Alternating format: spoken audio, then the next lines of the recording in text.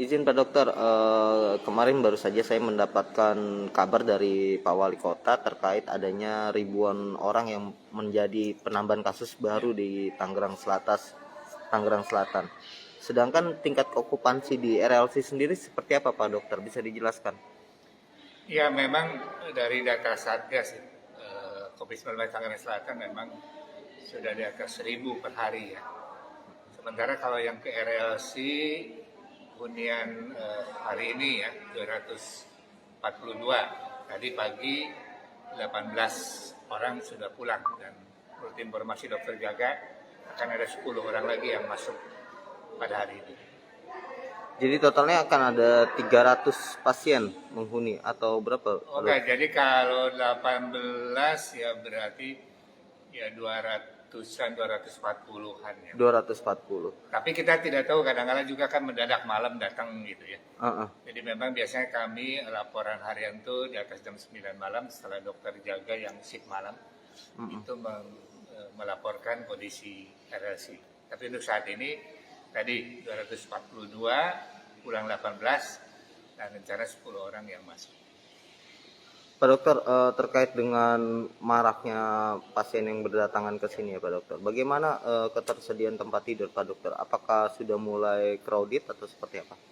Ya sebetulnya rumah lawan COVID kan diperuntukkan untuk tanpa gejala dan gejala ringan. Ada 336 tempat tidur. Walaupun yang 36 tempat tidur itu lebih pada persiapan transit kalau terjadi satu lonjakan. Nah jadi kalau dilihat angka konfirmasi positif perhariannya itu hampir 1.000, sementara yang masuk ke RLC 20-30 orang, berarti kan masih banyak yang isoman. Nah ini yang harus diwaspadai ya. Isoman yang kita tahu bahwa secara mayoritas kemungkinan memang Omikron. Tapi kan ada juga yang bukan Omikron kan itu variannya. Nah jadi tetap waspada, tetap dipantau. Kemudian yang lain mungkin saya dari segi ekonomi pun kan akan terjadi satu kondisi permasalahannya, karena jenis varian apapun tetap sanksi sosialnya sama kan. Nah maka ya kalau dipaksa di isoman, artinya rumah tersebut kan pasti istilahnya di lockdown kan selama 2 minggu yang tidak beraktivitas. Nah ini dari segi ekonomi, bayangin kalau ribuan ya rumah ya, yang isoman, ya, berapa potensi ekonomi yang akan terganggu. Ini mungkin dari sisi itu saya nyoroti, selain dari sisi kegawat daruratan terjadinya perburukan terhadap pasien apapun jenis varian. Pak Dokter, terkait dengan maraknya, berapa catatan per hari penerimaan pasien di RLC? Ya kalau per hari rata-rata 20-30 ya. Rata 20, sekarang 20, 30. Ya pernah 52 ya. Itu di bulan kemarin? Ya bulan ya, mungkin 3 minggu yang lalu ya. Di Januari. Pak Dokter, terkait dengan maraknya penerimaan pasien ya Pak Dokter, pasti berdampak dengan nakes ya. Kondisi nakes sendiri di sini seperti apa? Apakah ada paparan yang menular ke nakes atau seperti apa? Ya bersyukurnya kalau terpapar dari pasien RLC sendiri itu kami bisa kontrol ya. Karena kami kan tetap memakai protokol tentang zona hijau, kuning, merah. Ya, jadi kami tetap pantau. Ya, saya juga bagaimana penanganan limbah medis, ya, sehingga daerah-daerah area yang akan menularkan kami pantau secara serius.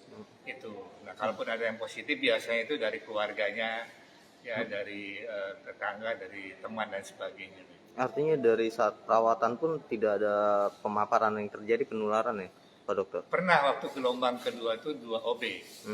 Ya 2 OB setelah kita tracking, oh ya berarti ini dari dalam sendiri ya. Karena kalau ada yang positif kan kita tracking kan, ada pasti historisnya dia, oh dari suaminya, dari mana gitu.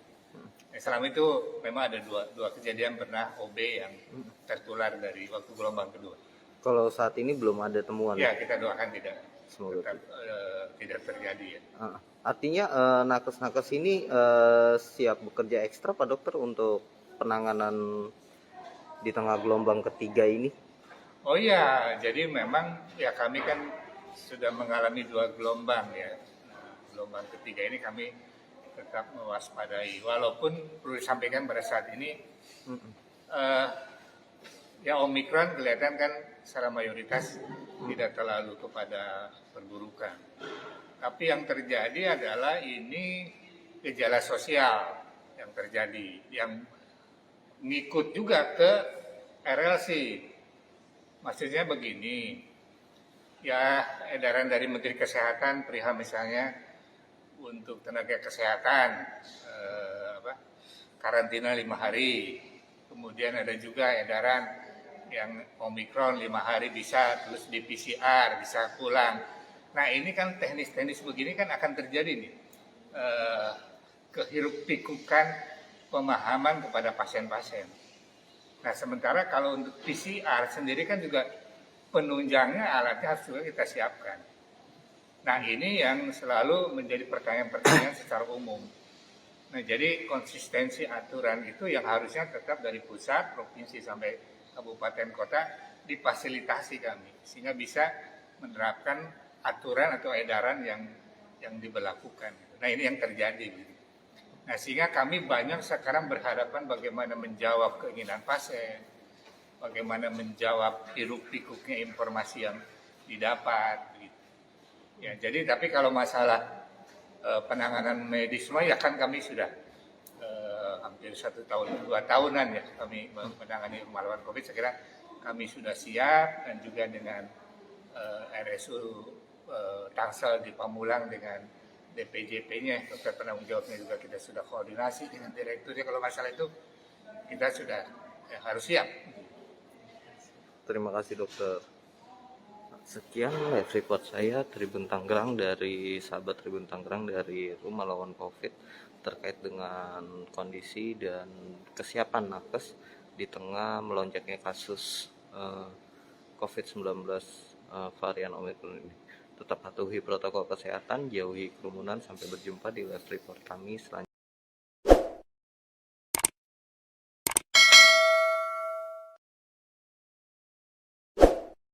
Jangan lupa subscribe ya.